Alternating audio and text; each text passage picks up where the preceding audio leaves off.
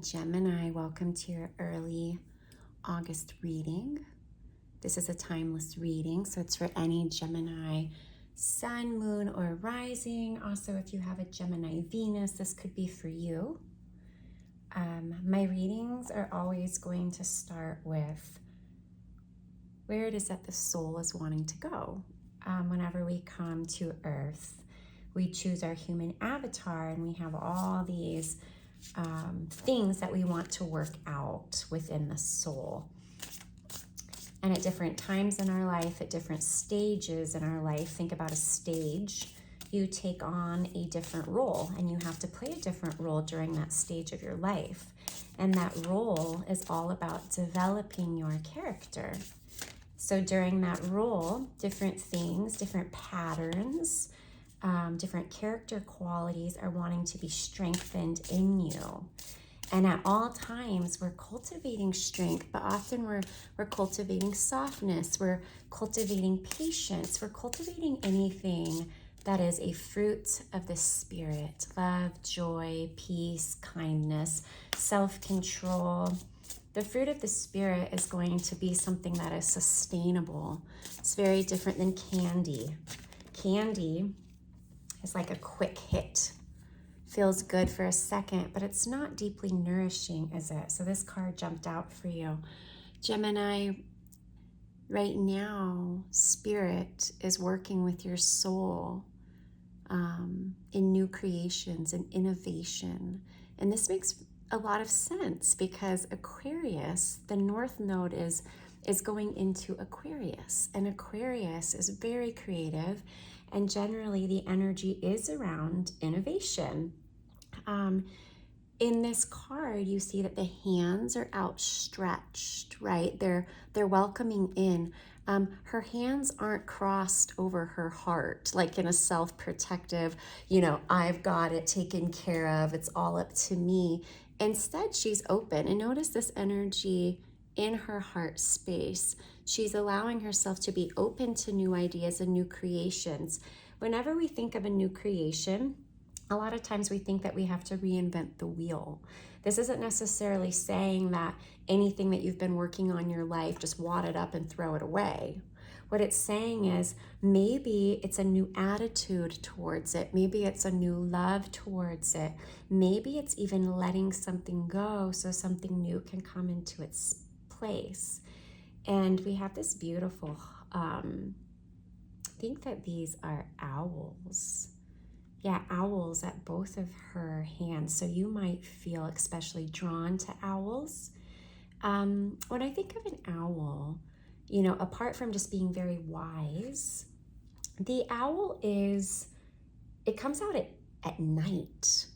It comes out when things are a little murky, when most can't see well. That's when the owl is really able to see its best. So I also feel this energy of giving yourself space and even being like in the dark. It's not looking for the answer, not looking for the creation, because what I'm hearing is you're going to strain your eyes. Let it emerge when it needs to emerge, right? And then it's almost this idea of you don't need to hunt. You can just kind of like sit back. The owl has amazing vision. The owl can like turn its head all of the way around. So the idea is you have this beautiful insight to you where that expression, like I have eyes in the back of my head. That's you. That's your energy. And so you don't need to worry about some opportunity passing you by. Spirit says it's going to come directly like in front of your face. And you're going to see it, and then you're going to know if you feel like moving towards it or not. We have the cow. I love this card. I've received this card a lot in the last few years as I've been becoming new. This card is really around nourishment. And it's saying to you, Gemini, that this is a time for you to nourish. And if you will look, what a beautiful synchronicity. Card 20 and card 20. So this card is saying maybe even innovation around the way that you are taking care of yourself, to be more nourishing, not just physically, right? So it's not just speaking about diet, even though it could be inviting you to add, okay, you know what? I was about to say healthy, but then I heard leniency, meaning being more lenient, not in saying like go out and consume a bunch of junk food, but almost be lenient in like how creative you are with your diet, with the colors that you're consuming, with the recipes, with the places that you can go. Be more lenient in your spirit towards yourself, more compassionate in your spirit. And it says abundance. So a time of great abundance for you, again, around your new creations. And then I love the words asking and receiving here, because I think that often we're afraid to ask. Maybe in our life, we've asked a lot and we've heard no. And so we keep, like, we think that, no, I'm good at asking. I'm good at asking. And Creator's saying you can ask a little more. If you're familiar with scriptures at all, there's the very famous scripture, ask and you shall receive. Seek and you will find. Knock and the door will be open to you. Sometimes doors open without knocking. Sometimes we don't need to take the action. Sometimes we receive without asking. And other times we have to open our voice. That's even a way of nourishing your throat chakra, right? It's to open your throat. It's to allow yourself to be heard. It's to allow yourself, I'm hearing like to allow your song to come from you. It's things that are held back often create pressure in the heart. The throat is the cap to the heart. It's like the vent cap. So here's the heart. The throat is right here, and the throat needs to open sometimes so what's moving from the heart can come out, even if what's in the heart is pain, even if what's in the heart is a dream, is a longing, it wants to be expressed. Now we have the red Terra, revolution. Revolution goes really well with this idea of innovation. And here we have, again, like another really big bird, but this time it's a hawk. It says, I am a fierce warrior of love. And they're asking you to be a fierce warrior of love for you, Gemini. This is talking about love for you. Geminis are deep feelers. Geminis with your airiness, I like that in this card too. It really speaks of air, of movement, right? Gemini, sometimes you're being asked to move, but the hawk asks you to look at the big picture, to not just zero in on this moment and what's happening in this moment or what maybe happened last week to lead you to this moment, but to maybe even go back to last year or 5 years or 10 years and to look at the root of things, to look at truly the sequences of your life and to hold them with love, to hold them with compassion, and to allow your choices within those times, whether you feel as if those choices were a mistake or not, allow those choices to nourish you now by by receiving from them. Because you gave yourself clues, you gave yourself hints years ago that are now coming to play at this very moment. And we're headed into this eclipse season. And this eclipse season, eclipses can feel heavy. They can feel a bit chaotic. And that's also why they're telling you to allow yourself to truly receive, to be nourished, and to fight for yourself. But when you hear the word warrior, also remember that there's the peaceful warrior in yoga, right? It's really just about you being on your mat. It's about your inner posture, the stance that you take. It says, forge, don't follow. See, pave a new path. Be the leader you wish you had. So there's a lot of energy here about you loving you the way that you need to be loved. You leading you where you need to go. Don't allow the voices in your head to live rent-free. Don't allow the decisions of your parents or even your grandparents or your community to be the ones that tell you where to go.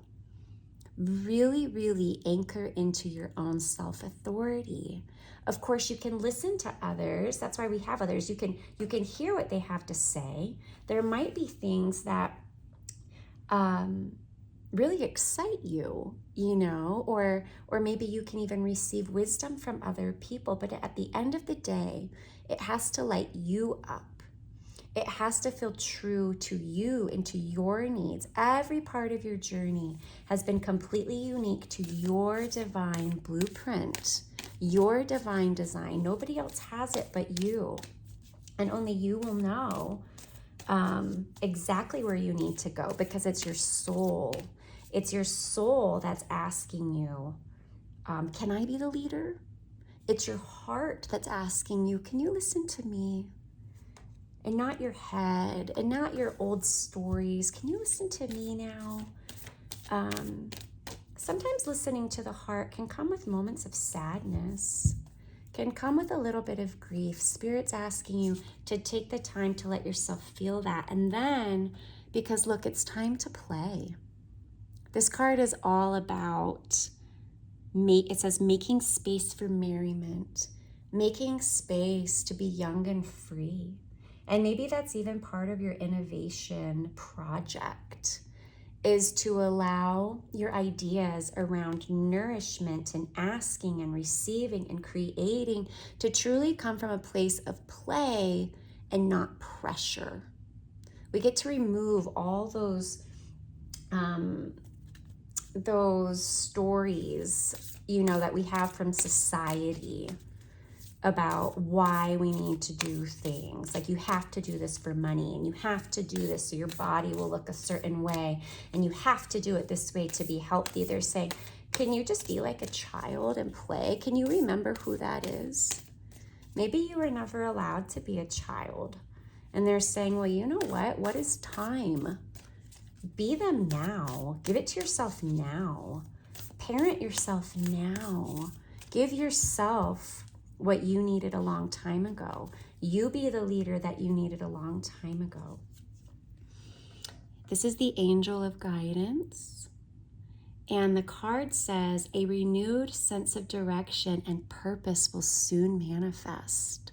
And that's because the new sense of direction is that path that you're forging for yourself that's even more true to your spirit.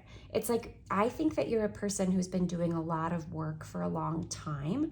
And sometimes when we've done a lot of work for a long time, we almost have this idea like, we've got it, like, we don't really need to shift this or change this. Like, we understand it. And they're saying, no, that's actually not how the soul's path works. We're always coming into a new energy of alignment as we grow.